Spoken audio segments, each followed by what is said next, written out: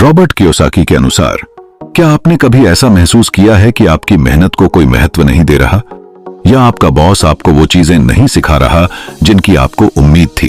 ये कहानी एक ऐसे बच्चे की है जो अपनी मेहनत से सीखने और मेहनत का मोल समझने के सफर पर है। उसकी निराशा, उसके संघर्ष और वो सबक जो उसे एक अमीर डैडी से मिलते हैं, आज हम आपको बताएंगे। आइए जानते हैं इस दिलचस्प सफर की शुरुआत। मेरे दो डैडी थे, एक अमीर और दूसरे गरीब। एक बहुत पढ़े लिखे थे और समझदार थे, वे पीएचडी थे और उन्होंने अपने 4 साल के अंडर ग्रेजुएट कार्य को 2 साल से भी कम समय में कर लिया था। इसके बाद वे आगे पढ़ने के लिए Stanford university, university of Chicago तथा नॉर्थ वेस्टर्न यूनिवर्सिटी गए और यह सब उन्होंने पूरी तरह से स्कॉलरशिप के सहारे ही किया। मेरे दूसरे डैडी 8वीं से आगे नहीं पढ़े थे। दोनों ही अपने करियर में सफल थे। दोनों ने जिंदगी भर कड़ी मेहनत की थी। दोनों ने ही काफी पैसा कमाया था, परंतु उनमें से एक पूरी जिंदगी पैसे के लिए परेशान होता रहा। दूसरा हवाई के सबसे अमीर व्यक्तियों में से एक बन गया। एक के मरने पर उसके परिवार, चर्च और जरूरतमंदों को करोड़ों डॉलर की दौलत मिली। दूसरा अपने पीछे कर्ज छोड़कर मरा। मेरे दोनों डैडी इरादे के पक्के, चमत्कारी और प्रभावशाली थे। दोनों ने मुझे सलाह दी, परंतु उनकी सलाह एक सी नहीं थी। दोनों ही शिक्षा पर बहुत जोर देते थे, परंतु उनके द्वारा सुझाए गए पढ़ाई के विषय अलग अलग थे। अगर मेरे पास केवल एक ही डैडी होते तो मैं या तो उनकी सलाह मान लेता या फिर उसे ठुकरा देता। चूंकि सलाह देने वाले दो थे, इसलिए मेरे पास दो विरोधाभासी विचार होते थे, एक अमीर आदमी का और दूसरा गरीब आदमी का। किसी भी एक विचार को सीधे सीधे मान लेने या न मानने के बजाय मैं उनकी सलाहों पर काफी सोचा करता था। उनकी उसी तुलना करता था और फिर खुद के लिए फैसला किया करता था। समस्या यह थी कि अमीर डैडी अभी अमीर नहीं थे और गरीब डैडी अभी गरीब नहीं थे।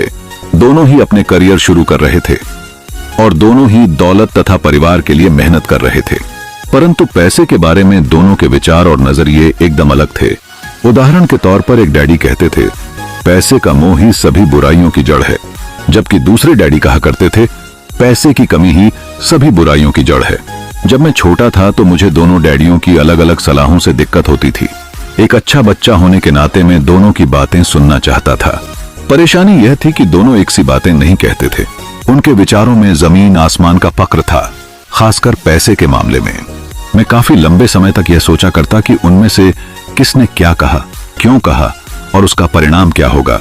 मेरा बहुत सा समय सोच विचार में ही गुजर जाता था।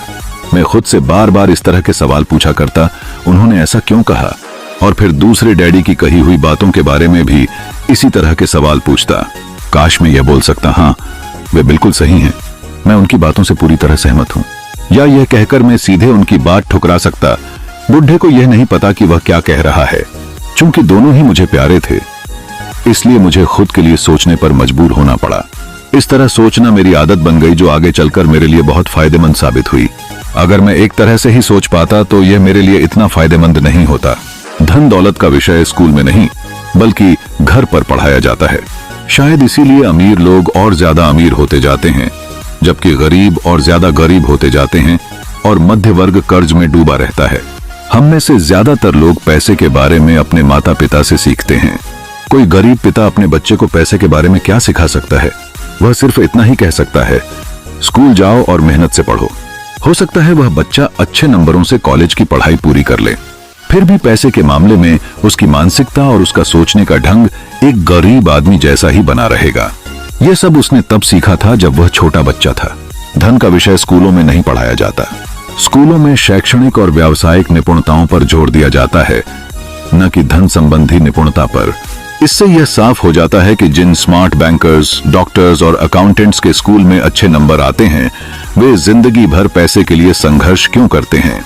हमारे देश पर जो भारी कर्ज लदा हुआ है, वह काफी हद तक उन उच्च शिक्षित राजनेताओं और सरकारी अधिकारियों के कारण है जो आर्थिक नीतियां बनाते हैं। और मजे की बात यह है कि वे धन के बारे में बहुत कम जानते हैं। मैं अक्सर नई सदी में आने वाली समस्याओं के बारे में सोचता हूं। तब क्या होगा जब हमारे पास ऐसे करोड़ों लोग होंगे जिन्हें आर्थिक और चिकित्सकीय मदद की जरूरत होगी। धन संबंधी मदद के लिए या तो वे अपने परिवारों पर या फिर सरकार पर निर्भर होंगे। क्या होगा जब मेडिकेयर और सोशल सिक्योरिटी के पास का पैसा खत्म हो जाएगा? किस तरह कोई देश तरक्की कर पाएगा अगर पैसे के बारे में पढ़ाई की जिम्मेदारी माता पिता के ऊपर छोड़ दी जाएगी, जिनमें से ज्यादातर गरीब हैं या गरीब होंगे। चूंकि मेरे पास दो प्रभावशाली डैडी थे, इसलिए मैंने दोनों से ही सीखा। मुझे दोनों की सलाह पर सोचना पड़ता था। इस तरह से सोचते सोचते मैंने यह भी जान लिया कि किसी व्यक्ति के विचार उसकी जिंदगी पर कितना जबरदस्त प्रभाव डाल सकते हैं। उदाहरण के तौर पर एक डैडी को यह कहने की आदत थी, मैं इसे नहीं खरीद सकता। दूसरे डैडी इन शब्दों के इस्तेमाल से चिढ़ते थे। वे जोर देकर कहा करते थे कि मुझे इसके बजाय यह कहना चाहिए, मैं इसे कैसे खरीद सकता हूं। पहला वाक्य नकारात्मक है और दूसरा प्रश्नवाचक। एक में बात खत्म हो जाती है और दूसरे में आप सोचने के लिए मजबूर हो जाते हैं। मेरे जल्द ही अमीर बनने वाले डैडी ने मुझे समझाया कि जब हम कहते हैं मैं इसे नहीं खरीद सकता, तो हमारा दिमाग काम करना बंद कर देता है। इसके बजाय जब हम ये सवाल पूछते हैं मैं इसे कैसे खरीद सकता हूं, तो हमारा दिमाग काम करने लगता है। उनका यह मतलब नहीं था कि आपका जिस चीज पर दिल आ जाए उसे खरीद ही लें। वे लगभग दीवानगी की हद तक अपने दिमाग को कसरत करवाना चाहते थे, क्योंकि उनके ख्याल से दिमाग दुनिया का सबसे ताकतवर कंप्यूटर है।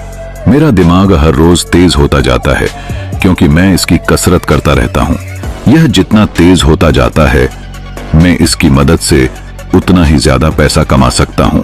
उनका मानना था कि मैं इसे नहीं खरीद सकता कहना दिमागी आलस की पहचान है। हालांकि दोनों ही डैडी अपने काम में कड़ी मेहनत करते थे, परंतु मैंने देखा कि पैसे के मामले में एक डैडी की आदत यह थी कि वे अपने दिमाग को सुला देते थे और दूसरे डैडी अपने दिमाग को लगातार कसरत करवाते रहते थे। इसका दीर्घकालीन परिणाम यह हुआ कि एक डैडी आर्थिक रूप से बहुत अमीर होते चले गए, जबकि दूसरे डैडी लगातार कमजोर होते गए। इसे इस तरह से समझो कि एक व्यक्ति हर रोज कसरत करने के लिए जिम जाता है, जबकि दूसरा व्यक्ति अपने सोफे पर बैठकर टीवी देखता रहता है। शरीर की सही कसरत से आप ज्यादा तंदुरुस्त हो सकते हैं और दिमाग की सही कसरत से आप ज्यादा अमीर हो सकते हैं। आलस्य से स्वास्थ्य और धन दोनों का नुकसान होता है। मेरे दोनों डैडियों की विचारधारा में जमीन आसमान का अंतर था। एक डैडी की सोच थी कि अमीरों को ज्यादा टैक्स देना चाहिए ताकि बेचारे गरीबों को ज्यादा फायदा मिल सके, जबकि दूसरे डैडी कहते थे टैक्स उन लोगों को सजा देता है जो उत्पादन करते हैं और उन लोगों को इनाम देता है जो उत्पादन नहीं करते। एक डैडी सिखाते थे मेहनत से पढ़ो ताकि तुम्हें किसी अच्छी कंपनी में नौकरी मिल जाए, जबकि दूसरे डैडी की सीख यह थी मेहनत से पढ़ो ताकि तुम्हें किसी अच्छी कंपनी को खरीदने का मौका मिल जाए। एक डैडी कहते थे मैं इसलिए अमीर नहीं हूं क्योंकि मुझे बाल बच्चों को पालना पड़ता है। दूसरे डैडी कहते थे मुझे इसलिए अमीर बनना है क्योंकि मुझे बाल बच्चों को पालना है। एक डैडी डिनर की टेबल पर पैसे और बिजनेस के बारे में बात करने के लिए हमेशा प्रोत्साहित करते थे। दूसरे डैडी भोजन करते समय पैसे की बातें करने के लिए मना करते थे। एक का कहना था जहां पैसे का सवाल हो सुरक्षित कदम उठाओ, खतरा मत उठाओ। दूसरे का कहना था खतरों का सामना करना सीखो। एक का मानना था हमारा घर ही हमारा सबसे बड़ा निवेश और हमारी सबसे बड़ी संपत्ति है। दूसरे का मानना था मेरा घर मेरा दायित्व है, और अगर आपका घर आपकी नजर में आपका सबसे बड़ा निवेश है तो आप गलत हैं।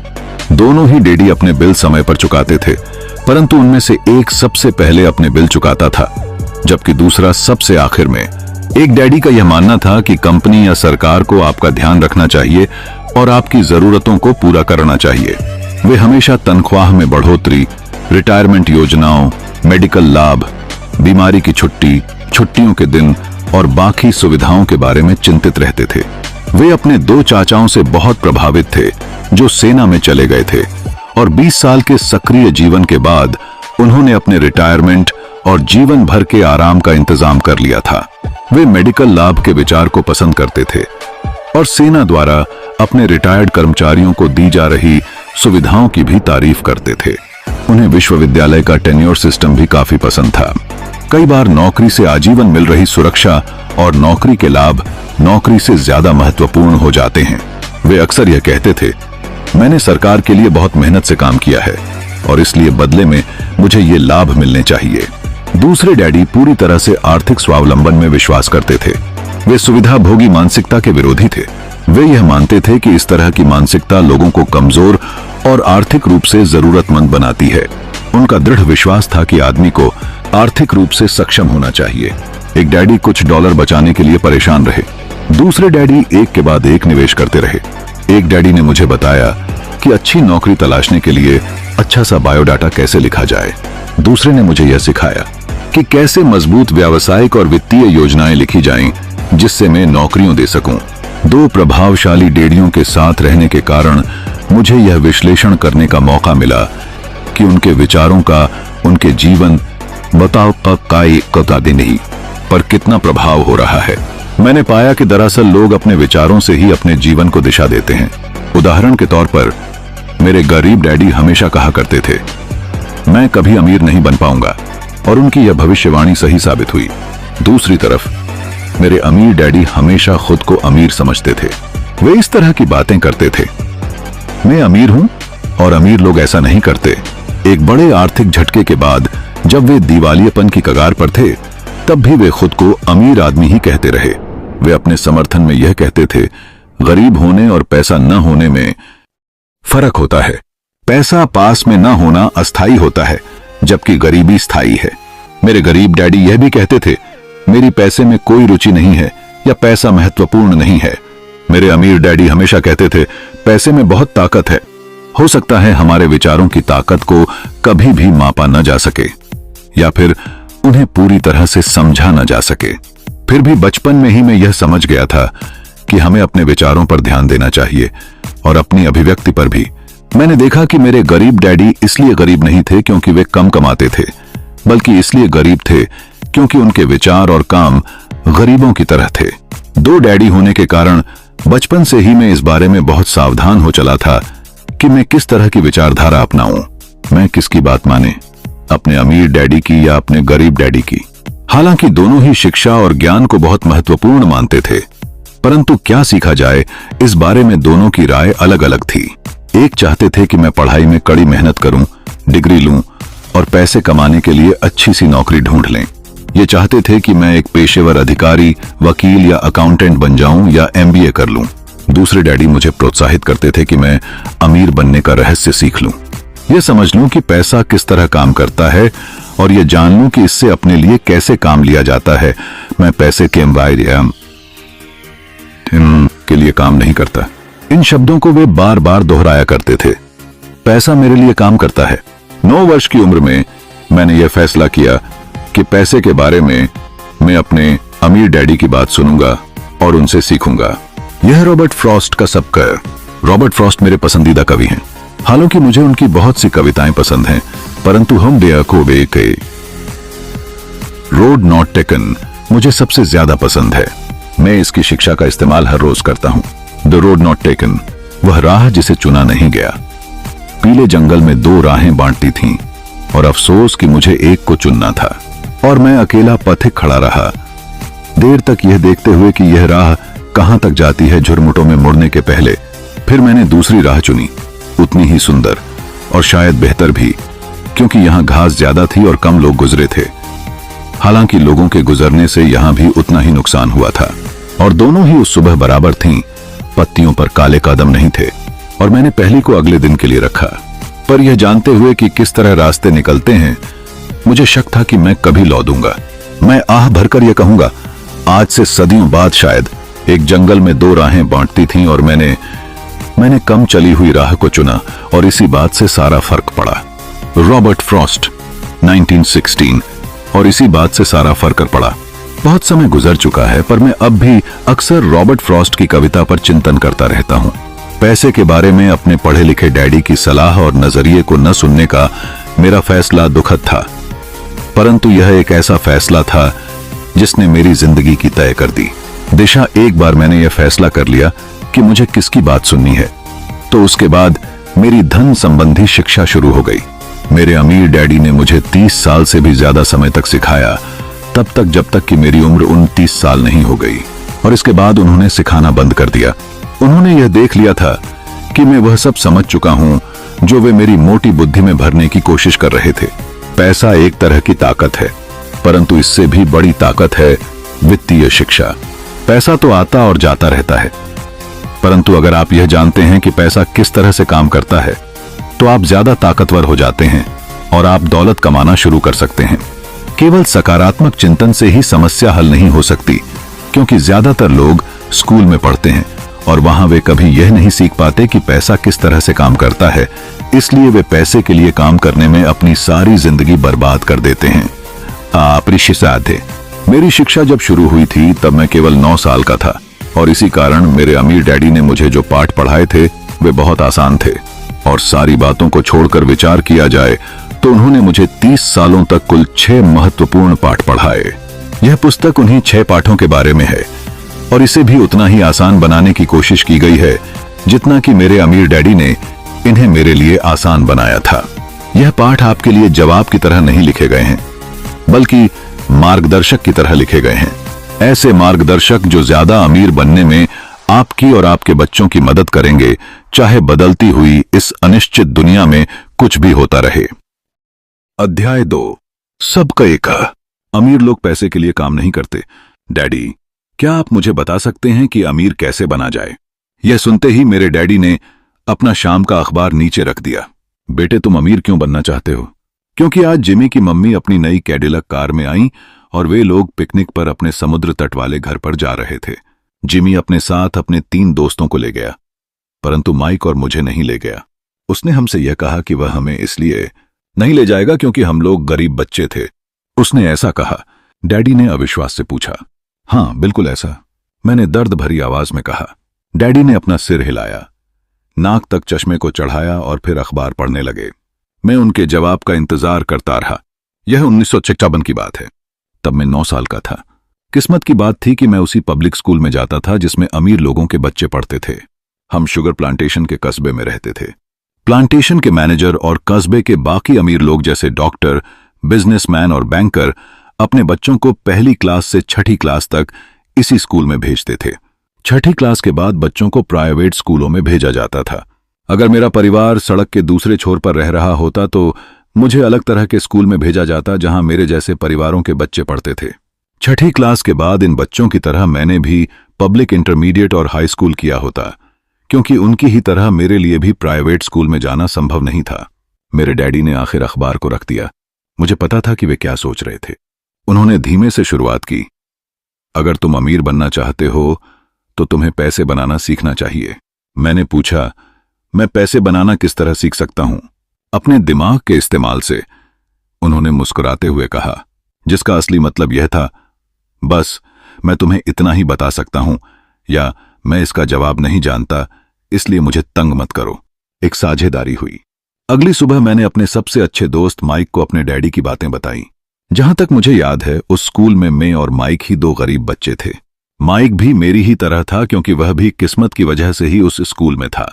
ऐसा लगता था जैसे किसी ने कस्बे में स्कूलों की सरहदें तय कर दी थीं और इसी कारण हम लोग अमीर बच्चों के स्कूल में पढ़ रहे थे। सच कहा जाए तो हम लोग गरीब नहीं थे, परंतु हमें ऐसा लगता था क्योंकि बाकी सभी बच्चों के पास नए बेसबॉल ग्लव्स, नई साइकिलें और हर चीज नई होती थीं। मम्मी और डैडी ने हमें जरूरत की सभी चीजें दी थीं, जैसे खाना, घर, कपड़े, लेकिन इससे ज्यादा कुछ नहीं। मेरे डैडी कहा करते थे, अगर तुम्हें कोई चीज चाहिए तो उसके लिए काम करो। जी, हमें बहुत सी चीजें चाहिए थीं, लेकिन 9 साल के बच्चों के करने के लिए ज्यादा काम मौजूद नहीं थे। माइक ने पूछा, तो पैसा कमाने के लिए हमें क्या करना चाहिए? मैं नहीं जानता, मैंने कहा। लेकिन क्या तुम इस काम में मेरे पार्टनर बनना चाहते हो? वह राजी हो गया और उस शनिवार की सुबह माइक मेरा पहला बिजनेस पार्टनर बन गया। हम दोनों पूरी सुबह यही सोचते रहे कि पैसा किस तरह कमाया जाए। कभी कभार हम उन बेफिक्र बच्चों के बारे में बातें करते रहे जो जिमी के समुद्र तट वाले घर पर मजे कर रहे होंगे। इससे थोड़ी चोट पहुंचती थी, परंतु यह चोट अच्छी थी क्योंकि इसने हमें यह सोचने के लिए प्रेरित किया कि पैसा कैसे कमाया जाए। आखिरकार उस दोपहर को हमारे दिमाग में बिजली कौंध गई। यह एक ऐसा विचार था जो माइक ने किसी विज्ञान की किताब में पढ़ा था। रोमांचित होकर हमने अपने हाथ मिलाए और पार्टनरशिप के पास अब एक बिजनेस था। अगले कुछ हफ्तों तक मैं और माइक आसपास के इलाके में दौड़ भाग करते रहे। हम दरवाजों पर दस्तक देते थे और पड़ोसियों से कहते थे कि वे अपने इस्तेमाल किए हुए टूथपेस्ट ट्यूब हमारे लिए रख लें। हैरत से हमें देखते हुए ज्यादातर लोगों ने मुस्कुराकर हमारी बात मान ली। कुछ ने हमसे पूछा कि हमें टूथपेस्ट ट्यूब क्यों चाहिए। इसके जवाब में हमने कहा, हम आपको यह नहीं बता सकते, यह एक बिजनेस सीक्रेट है। सप्ताह गुजरते गए और मेरी मां बहुत दुखी हो गई। एक भूरे कार्डबोर्ड के डिब्बे में, जिसमें कभी केचप की बोतलें रखी रहती थीं, हमारे इस्तेमाल किए हुए टूथपेस्ट के ट्यूब्स की संख्या बढ़ने लगी। आखिर एक दिन मां के सब्र का बांध टूट गया। पड़ोसियों के मुड़े तुड़े और इस्तेमाल किए हुए टूथपेस्ट ट्यूब्स को देखते देखते वे ऊब गई थीं। उन्होंने पूछा, तुम लोग कर क्या रहे हो? और मैं यह नहीं सुनना चाहती कि यह एक बिजनेस सीक्रेट है। इस कचरे को साफ कर दो या मैं इसे उठाकर बाहर फेंक देती हूं। माइक और मैंने उनके हाथ पैर जोड़े और उन्हें यह बताया कि जल्दी ही हमारा कच्चा माल पर्याप्त जमा हो जाएगा और फिर हम उत्पादन शुरू कर देंगे। हमने उन्हें बताया कि हम कुछ पड़ोसियों का इंतजार कर रहे थे ताकि वे अपने टूथपेस्ट के ट्यूब्स खत्म कर लें। मां ने हमें 1 हफ्ते की मोहलत और दे दी। उत्पादन शुरू होने की तारीख करीब आ गई थी। दबाव बढ़ चुका था। हमारे वेयरहाउस के मालिक यानी मेरी मां ने हमारी पहली पार्टनरशिप कंपनी को जगह खाली करने का नोटिस थमा दिया था। अब माइक का काम यह था कि वह पड़ोसियों को अपने बाम टूथपेस्ट जल्दी खत्म करने के लिए कहे और साथ में यह भी जोड़ दे, दांत के डॉक्टरों का कहना है कि दिन में कई बार ब्रश करना चाहिए। मैं उत्पादन की प्रक्रिया को ठीक ठाक करने में जुट गया। एक दिन मेरे डैडी अपने एक दोस्त के साथ कार में बैठकर पोर्च में आए और उनके आश्चर्य का ठिकाना नहीं रहा जब उन्होंने वहां 9 साल के 2 बच्चों को उत्पादन की प्रक्रिया में पूरी गति से जुटे देखा। हर जगह बारीक सफेद पाउडर बिखरा हुआ था। एक लंबी मेज पर स्कूल से लाए गए दूध के छोटे कार्टन थे और हमारे परिवार की हिबाची ग्रिल लाल दहकते कोयलों के साथ अधिकतम गर्मी पर जल रही थी। डैडी सावधानी से चलकर हमारे करीब आए। चूंकि हमारे उत्पादन की प्रक्रिया ने पोर्च पर करना कर लिया था, इसलिए उन्हें कार बाहर ही खड़ी करनी पड़ी। जब वे और उनके दोस्त पास आए तो उन्होंने कोयलों के ऊपर रखा एक स्टील का बर्तन देखा जिसमें टूथपेस्ट के ट्यूब पिघल रहे थे। उन दिनों टूथपेस्ट प्लास्टिक के ट्यूब्स में नहीं आते थे, ट्यूब शीशे के बने होते थे। एक बार पेंट जल जाने पर हम ट्यूब्स को स्टील के बर्तन में डाल देते थे ताकि वह पिघलकर द्रव रूप में आ सकें। इस पिघले हुए शीशे को हम छोटे छेद वाले दूध के कार्टनों में डाल रहे थे। दूध के इन कार्टनों में प्लास्टर ऑफ पेरिस भरा था। हर तरफ फैला सफेद पाउडर प्लास्टर ही था जिसमें हमने पानी मिलाया था। जल्दबाजी में मैंने उसके बैग को गिरा दिया था और पूरी जमीन ऐसी लग रही थी जैसे वहां अभी अभी बर्फ का तूफान आया हो। दूध के कार्टन बाहरी बक्से थे जिसके भीतर प्लास्टर ऑफ पेरिस के सांचे थे। मेरे डैडी और उनके दोस्त हमें देखते रहे और हम पिघले हुए शीशे को प्लास्टर ऑफ पेरिस के क्यूब के ऊपर से छोटे से छेदते थे। ये थे मैं डालते रहे। संभलकर मेरे डैडी ने कहा। मैंने बिना सिर उठाए हामी भर दी। आखिरकार जब शीशे को डालने का काम खत्म हो गया तो मैंने स्टील के बर्तन को नीचे रख दिया और फिर अपने डैडी की डिगेम्बाके की दिशे की थी तरफ देखकर मुस्कुराया। उन्होंने हल्की मुस्कान के साथ पूछा, तुम लोग क्या कर रहे हो? हम वही कर रहे हैं जो आपने बताया था। हम अमीर बनने जा रहे हैं, मैंने कहा। हूं, माइक ने सिर को हिलाते हुए और मुस्कुराते हुए कहा। हम दोनों पार्टनर हैं, डैडी ने पूछा। और इन प्लास्टर के सांचों में क्या है? देखिए, मैंने कहा, इसमें एक बहुत अच्छी चीज है। छोटे हथौड़े से मैंने सील को ठोका जिससे बाहरी खोल टूट गया। सावधानी से मैंने ऊपर के आधे प्लास्टर को हटाया और बता जस्ते का एक सिक्का बाहर गिर गया। हे भगवान, मेरे डैडी ने कहा। तो तुम लोग जस्ते के सिक्के ढाल रहे थे? बिल्कुल सही, माइक ने कहा। हम वही कर रहे थे जैसा आपने हमसे कहा था। हम पैसा बना रहे थे। मेरे डैडी के दोस्त जोर से हंसने लगे। मेरे डैडी भी मुस्कुराए और उन्होंने अपना सिर हिलाया। उनके सामने आग और टूथपेस्ट की ट्यूब्स के बक्से के साथ सफेद धूल में लिपटे हुए 2 बच्चे खड़े थे जो इस कान से उस कान तक खुलकर मुस्कुरा रहे थे। उन्होंने हमसे कहा कि हम सब कुछ छोड़कर उनके साथ चलें और घर के सामने वाली सीढ़ी पर बैठें।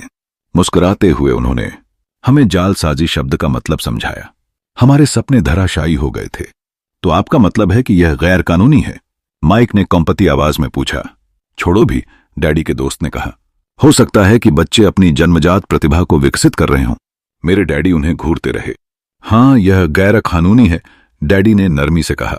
परंतु तुम लोगों ने यह साबित कर दिया है कि तुम में बहुत ज्यादा रचनात्मकता और मौलिक विचार हैं। इसी तरह आगे बढ़ते रहो। मुझे तुम पर गर्व है। निराश होकर माइक और मैं तकरीबन 20 मिनट तक चुपचाप अपना सिर पकड़कर बैठे रहे। इसके बाद हमने सारा अटाला साफ करना शुरू किया। पहले ही दिन हमारा बिजनेस चौपट हो गया था। पाउडर साफ करते हुए मैंने माइक की ओर देखा और कहा, मुझे लगता है जिमी और उसके दोस्त ठीक कहते हैं। हम सचमुच गरीब हैं। जब मैंने यह कहा तब डैडी बस जाने ही वाले थे। बच्चों, उन्होंने कहा, तुम गरीब तभी कहलाओगे जब तुम लोग हार मान लोगे। सबसे महत्वपूर्ण चीज यह है कि तुमने कुछ किया। ज्यादातर लोग केवल अमीर बनने के बारे में बातें करते रहते हैं और उसके सपने देखते रहते हैं। तुमने कुछ किया है। मुझे तुम दोनों पर गर्व है। मैं एक बार फिर से यही कहूंगा, आगे बढ़े चलो, हार मत मानो। माइक और मैं खामोश खड़े रहे। ये शब्द सुनने में अच्छे थे, परंतु हमें यह पता नहीं था कि हमें क्या करना चाहिए। तो ऐसा क्यों है डैडी कि आप अमीर नहीं हैं? मैंने पूछा। क्योंकि मैंने एक स्कूल टीचर बनने का फैसला किया था। स्कूल के टीचर अमीर बनने के बारे में नहीं सोचते, हम सिर्फ पढ़ाना पसंद करते हैं। काश कि मैं तुम लोगों की मदद कर सकता, परंतु हकीकत में मैं यह नहीं जानता कि दौलत कैसे कमाई जाती है। माइक और मैं पलटे और अपने सफाई अभियान में जुट गए। डैडी ने कहा, अगर तुम लोग ये सीखना ही चाहते हो कि अमीर कैसे बना जाता है तो मुझसे मत पूछो। माइक, तुम अपने क्या है डैडी से यह सवाल पूछो। मेरे डैडी? माइक ने हैरानी से कहा। हो, तुम्हारे डैडी? मेरे डैडी ने मुस्कुराकर दोहराया। तुम्हारे डैडी और मेरा बैंकर एक ही है और वह तुम्हारे डैडी की बहुत तारीफ करता है। उसने मुझे कई बार यह बताया है कि पैसा बनाने में तुम्हारे डैडी का कोई जवाब नहीं है। मेरे डैडी? माइक ने एक बार फिर हैरानी से पूछा। फिर ऐसा क्यों है कि स्कूल के अमीर बच्चों की तरह हमारे पास शानदार कार और आलीशान बंगला नहीं है? शानदार कार और आलीशान बंगले के होने का यह मतलब नहीं होता कि आप निश्चित रूप से अमीर हैं या आप पैसा बनाने की कला जानते हैं। डैडी ने जवाब दिया। जिमी के डैडी शुगर प्लांटेशन में काम करते हैं। उनमें और मुझ में ज्यादा फर्क नहीं है। वे एक कंपनी के लिए काम करते हैं और मैं सरकार के लिए। कंपनी उन्हें कार खरीद कर दे देती है। इस समय शक्कर की कंपनी आर्थिक संकट में फंसी हुई है और जिमी के डैडी के पास जल्द ही कुछ नहीं बचेगा। तुम्हारे डैडी अलग हैं, माइक। ऐसा लगता है कि वे एक साम्राज्य बनाने जा रहे हैं और मेरा अंदाज है कि कुछ ही सालों में वे बहुत अमीर बन जाएंगे। यह सुनकर माइक और मैं एक बार फिर रोमांचित हो गए।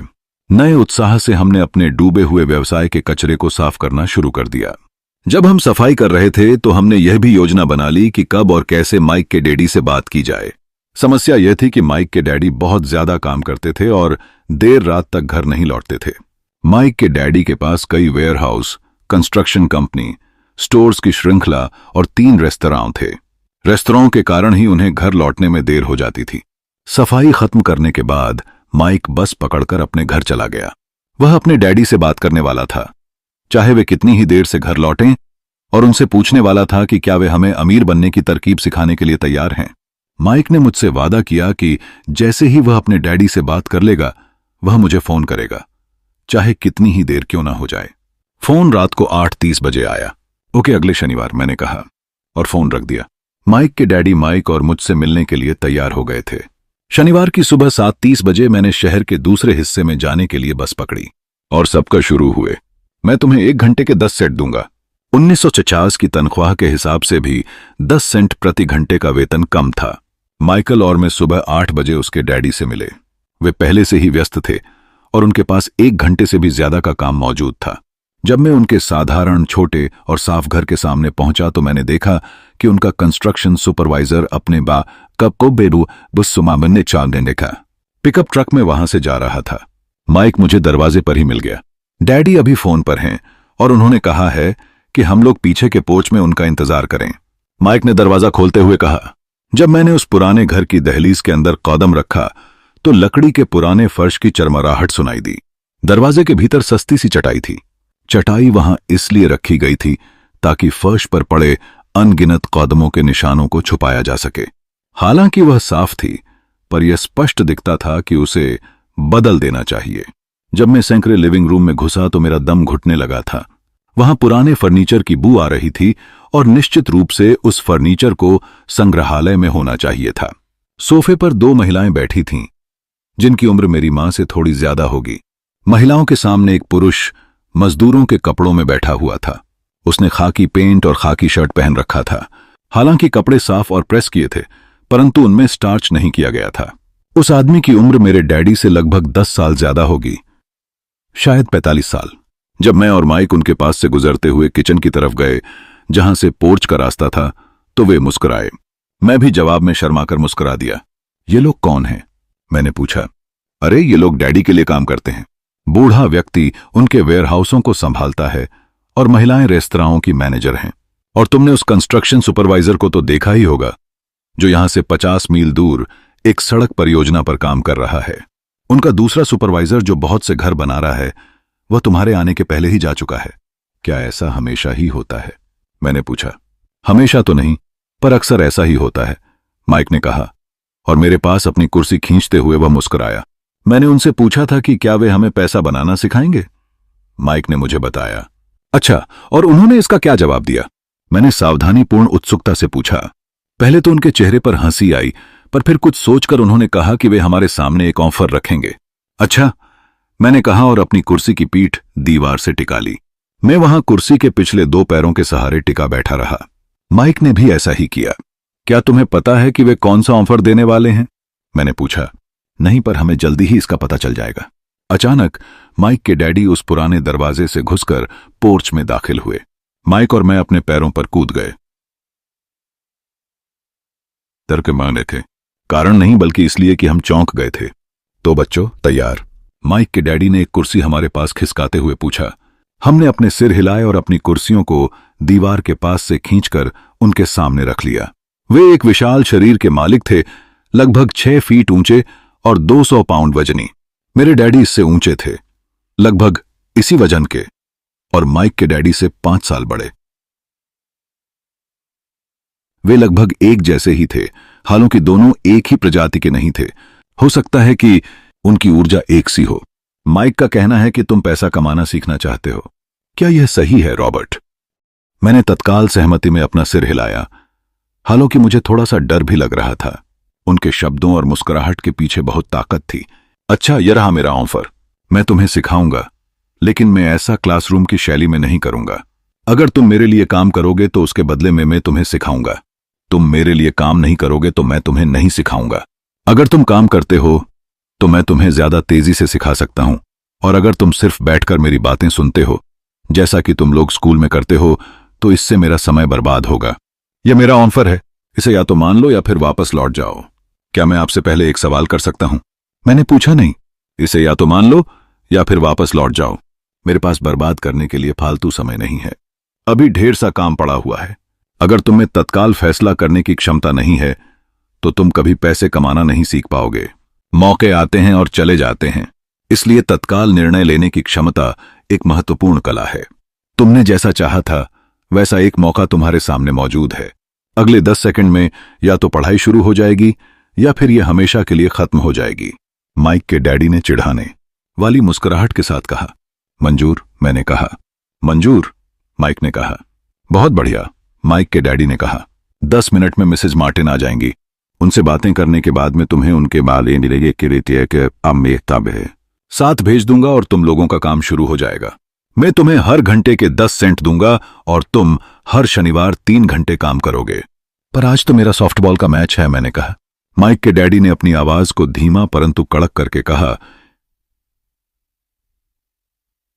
तो मान लो या फिर वापस लौट जाओ। मान लिया, मैंने जवाब दिया। सॉफ्टबॉल खेलने के बजाय काम करने और सीखने का विकल्प चुनने में ही समझदारी थी। 30 सेंट बाद शनिवार की खुशनुमा सुबह 9 बजे माइक और मैं मिसेज मार्टिन के साथ काम कर रहे थे। वे एक दयालु और धैर्यवान महिला थीं। वे हमेशा कहा करती थीं कि माइक और मुझे देखकर उन्हें अपने दोनों बच्चों की याद आ जाती है जो अब बड़े हो गए थे तथा दूर चले गए थे। हालांकि वे दयालु थीं, परंतु वे कड़ी मेहनत में विश्वास करती थीं और इसलिए वे हमें हमेशा काम में जुटाए रखती थीं। वे बहुत कड़क मैनेजर थीं। हम 3 घंटे तक डिब्बाबंद सामानों को शेल्फ पर से उतारते थे, उनकी धूल साफ करते थे और फिर उन्हें करीने से जमाते थे। यह बड़ी मेहनत का काम था और बोरियत भरा भी। माइक के डैडी को मैं अपना अमीर डैडी कहता हूं। उनके पास इस तरह के 9 सुपर 8s थे जहां पार्किंग के लिए बहुत सी जगह थी। वे 7-Eleven कन्वीनियंस स्टोर्स के शुरुआती संस्करण थे, पड़ोस के जनरल स्टोर जहां लोग दूध, ब्रेड, बटर और सिगरेट जैसी चीजें खरीदते हैं। समस्या यह थी कि हवाई में एयर कंडीशनिंग नहीं थी और गर्मी के कारण स्टोर्स अपना दरवाजा बंद नहीं कर सकते थे। स्टोर के दोनों ओर दरवाजों को पूरा खुला रखा जाता था ताकि सड़क और पार्किंग की जगह सामने दिखती रहे। जब भी कोई कार पार्किंग में आती थी तो उसके साथ धूल का गुबार भी आता था जो स्टोर में घुसकर डिब्बों पर जम जाता था। इसलिए हम लोगों की नौकरी तभी तक चलती जब तक कि एयर कंडीशनिंग नहीं हो जाती। 3 हफ्तों तक माइक और मैं मिसेज मार्टिन के पास जाकर 3 घंटे तक काम करते रहे। दोपहर तक हमारा काम खत्म हो जाता था और वे हम में से हर एक के हाथ में 3 छोटे सिक्के डाल देती थीं। उस समय 50 के दशक में 9 साल की उम्र में भी 30 सेंट कमाने में कोई खास खुशी नहीं होती थी। तब कॉमिक्स की कीमत 10 सेंट हुआ करती थी, इसलिए मैं अपनी कमाई को कॉमिक्स पर खर्च कर देता था और घर लौट जाता था। चौथे हफ्ते के बुधवार तक मैंने काम छोड़ने का मन बना लिया था। मैं सिर्फ इसलिए काम करने के लिए तैयार हुआ था क्योंकि मैं माइक के डैडी से पैसा कमाना सीखना चाहता था। इसीलिए मैं 10 सेंट प्रति घंटे की गुलामी कर रहा था। और सबसे बड़ी बात तो यह थी कि उस पहले शनिवार के बाद से मैंने माइक के डैडी को देखा तक नहीं था। मैं काम छोड़ रहा हूं, मैंने लंच के समय माइक से कहा। स्कूल लंच बड़ा निराशाजनक था, स्कूल भी उबाऊ था और अब तो मेरे पास शनिवार भी नहीं थे जिसका मैं इंतजार कर सकूं। परंतु 30 सेंट के कारण मुझे धक्का पहुंचा था। इस बार माइक मुस्कुराया। तुम किस बात पर हंस रहे हो? मैंने गुस्से और कुंठा से पूछा। डैडी ने कहा था कि ऐसा ही होगा। उन्होंने कहा था कि जब तुम काम छोड़ने का फैसला कर लो तब वे तुमसे मिलना चाहेंगे क्या?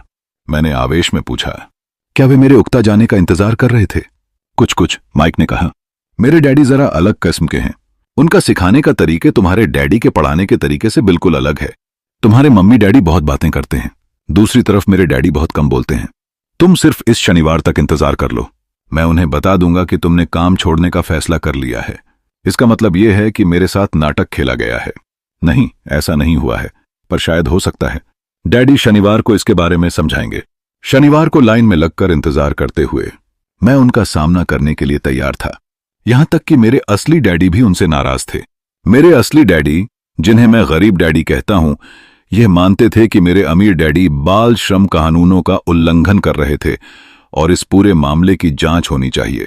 मेरे पढ़े लिखे गरीब डैडी ने मुझसे यह कहा कि मैं सही तनख्वाह मांगे, कम से कम 25 सेंट प्रति घंटा।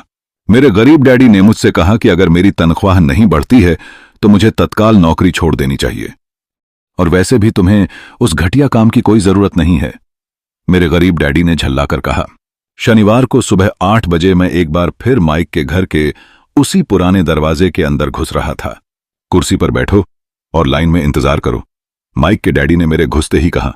फिर वे अंदर जाकर अपने छोटे से ऑफिस में बैठ गए जो बेडरूम के पास था। मैंने कमरे में चारों तरफ देखा, परंतु मुझे माइक नहीं दिखा। अजीब सा महसूस करते हुए मैं उन्हीं दोनों महिलाओं के बगल में बैठ गया जो मुझे 4 हफ्ते पहले वहीं पर मिली थीं। वे मुस्कुराई और सोफे पर थोड़ी सी खिसक गईं ताकि मैं भी बैठ सकूं।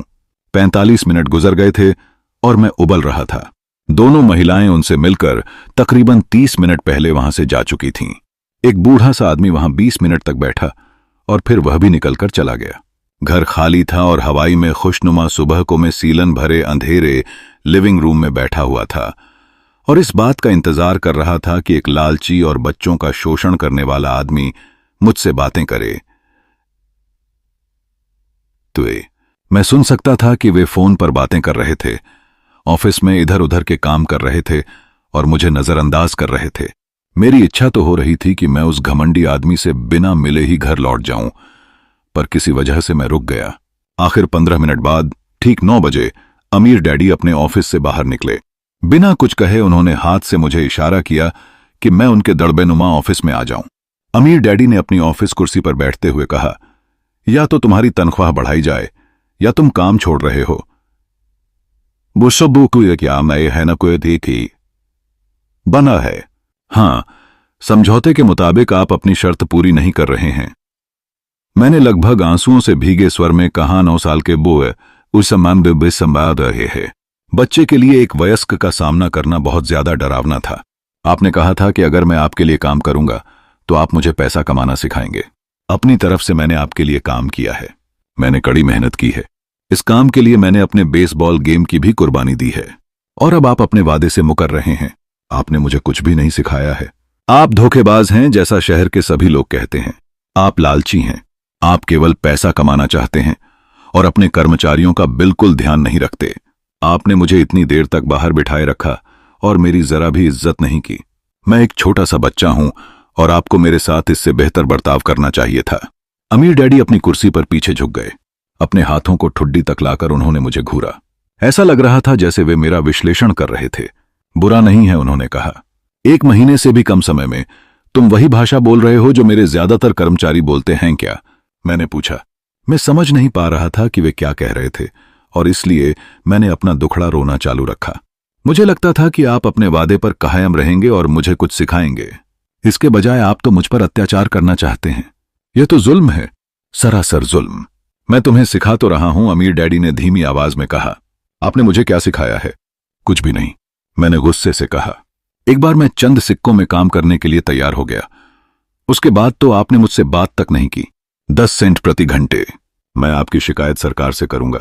हमारे देश में भी बाल श्रम कानून है। आप तो जानते ही हैं कि मेरे डैडी सरकार के लिए काम करते हैं। शाबाश, अमीर डैडी ने कहा। अब तुम उन ज्यादातर लोगों की भाषा बोल रहे हो जो कभी मेरे लिए काम करते थे।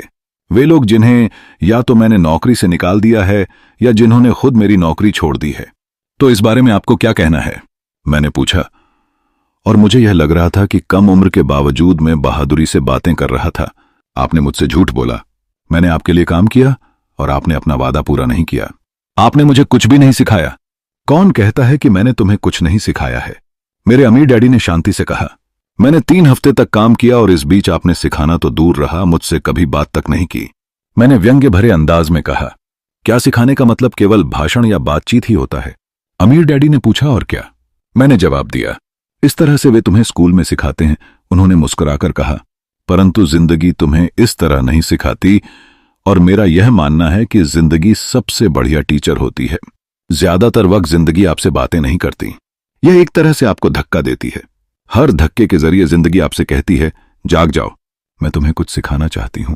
यह आदमी कैसी बेसिर पैर की बातें कर रहा है? मैंने अपने आप से पूछा। जिंदगी अगर मुझे धक्का देती है तो इसका मतलब यह है कि जिंदगी मुझसे बातें करती है। अब मैं जान चुका था कि मुझे यह काम तत्काल छोड़ देना चाहिए। मैं किसी ऐसे आदमी से बातें कर रहा था जो पागल था और जिसे ताले में बंद रखने की जरूरत थी। अगर तुम जिंदगी के सबक सीखते हो तो इससे तुम्हें बहुत फायदा होगा। अगर तुम ऐसा नहीं करते हो तो जिंदगी तुम्हें लगातार धक्के देती रहेगी। लोग 2 चीजें करते हैं। कुछ लोग जिंदगी के धक्कों को सहन करते चले जाते हैं, बाकी लोग गुस्सा हो जाते हैं और को जिंदगी धक्का दे देते हैं। परंतु वे धक्का देते हैं अपने बॉस को, अपने काम को, अपनी पत्नी या पति को। वे यह नहीं जानते कि जिंदगी उन्हें धक्का दे रही है। तो दोस्तों, इस कहानी ने हमें यह सिखाया कि जिंदगी का सबसे बड़ा शिक्षक खुद जिंदगी ही है। कई बार हमें कठिनाइयां और संघर्ष इसलिए मिलते हैं ताकि हम कुछ नया सीख सकें, चाहे वो किसी इंसान के जरिए हो या हमारे अपने अनुभवों से।